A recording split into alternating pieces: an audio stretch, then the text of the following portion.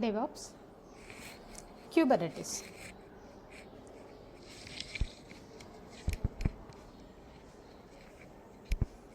So in DevOps, why we use Kubernetes and what is the purpose of Kubernetes? That's the point we are going to discuss now.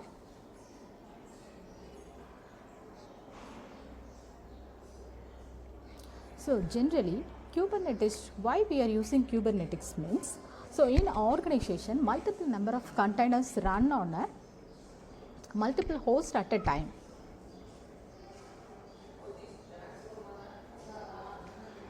So it becomes a very hard to manage all the containers together.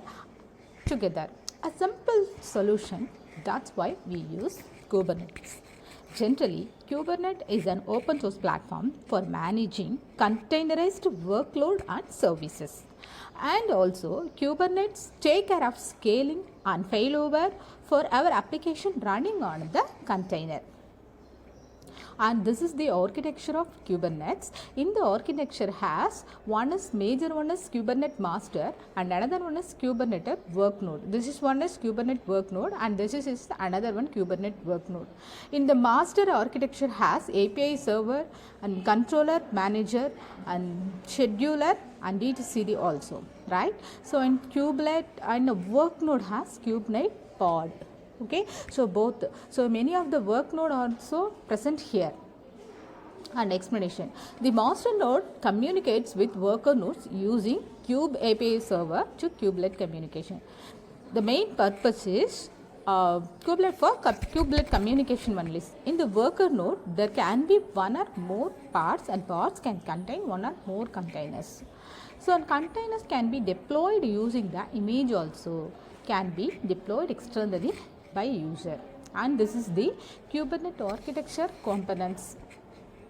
Okay, so in the Kubernetes architecture control plane has Kubernetes control manager and also Kube API server. So the Kube API server translates to the Kubernetes control manager and etcd, so it goes to cloud. This is the architecture. And generally API server is a key component of the Kubernetes control plane. It exposes the Kubernetes API which allows users and other components to interact with each cluster. So the API server generally it handles the request of creating, modifying, deleting the Kubernetes objects such as pods, services and deployments. Generally, it validates and processes these requests and enforces authentication and authorization policies and stores the cluster state in etcd. And this is the architecture explanation, that is generally Kubernetes provide a flexible architecture for discover services within a cluster while maintaining loose connections also. So that means Kubernetes cluster comprises a set of control plane and compute nodes. The primary role of control plane is to oversee the entire cluster. They expose the API and manage the scheduling of compute nodes according to the desired settings. The compute nodes run container runtime such as Docker and alongside communication agent called the kubelet, so which interacts with the control plane. These nodes can consist of physical servers, virtual machines and premises or cloud environments. So next, external users. So generally humans are automation tools that talk to the cluster. So mainly developers running kubelet apply and YARM daily and GitLab CI and CD pipeline, so doing Kubernetes rollout restart, and generally external customers hitting ingress service, that is the main usage. And Kube API service, the Kube API service only front door, so it validates every request, authenticates users and authorizes the RBAC writes to etcd. So every Kube HCI command in the world hits this. So all controllers, that means deployment, whether demonstrate, watch it. So admission webhooks intercept request here. The external API clients are Terraform, Kubernetes provider. So generally H0, what is the main usage? That means it's the brain, the single source of truth, stores every object. So that means PAD, secret, config map, so CRD, leases, all the entire sources it can stores in the HCD. So that is because backups taken every 50 minutes by Valero. So next is kube scheduler. So the kube scheduler, that what is the usage of kube scheduler means? Kube scheduler watches unscheduled parts and scores nodes, assigns nodes name. So place high priority critical pod first, and custom scheduler, that is via Volcano schedule framework for batch jobs. And kube control manager. What is the purpose of kube control manager? Means runs 220 plus reconciliation loops. And so replica set controller, maintain 3 replica of our app, deployment controller, so that means rolling updates. A namespace controller deletes everything when you delete a namespace. Certification controller, so auto renew cert manager certificate. So endpoint service controller, that is used for update service, pod IP mapping. And cloud controller manage. So then what is the purpose of cloud control manager means? Talks to cloud provider APIs. That means what are the cloud providers now? So AWS, GCP, Azure. These are AWS, that means Amazon Web Service, GCP, Google Cloud Platform, and Azure. It's also kind of a cloud service platform for the load balancers, routers, storages, nodes. So create real AWS LB when service type, load balancer, provisions, volumes, and update node addresses, all the cloud managing purposes, the cloud control manager only done. Then kubelet. So kubelet, it's a node agent. So what is the purpose of kubelet agent? Kubelet or else node agent means start stop containers. So report status. So what is the status or presence like?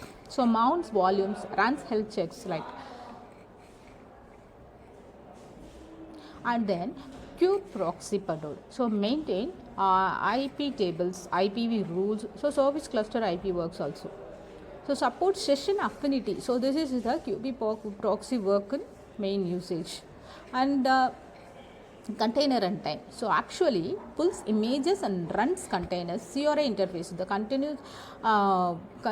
continuous integration interface, that is the main usage, that is actually pulls images and containers. This is run Docker Hub images, support image pulls CRUDs for private registers, enforce app armor profiles, garbage, that means collect old images, streams, logos. So the entire container runtime process done by the container runtime.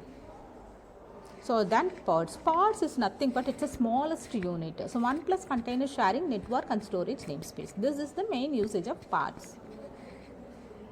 And CNI plugin. So gives every pod its own IP and connects all nodes together. So Calico, so Callium and Flannel, AWS, Multiuse. So that means if we have a multiple interfaces, it can control one data. So this is the CNI plugin usage.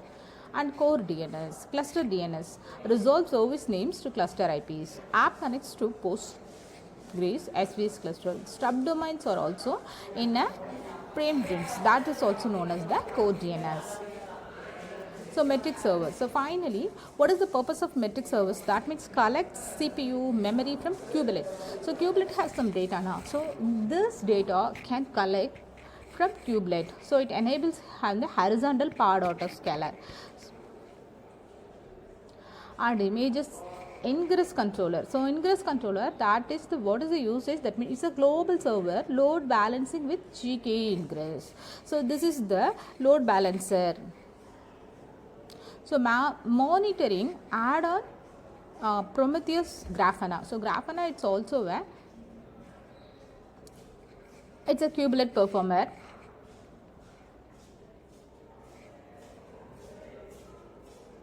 Okay.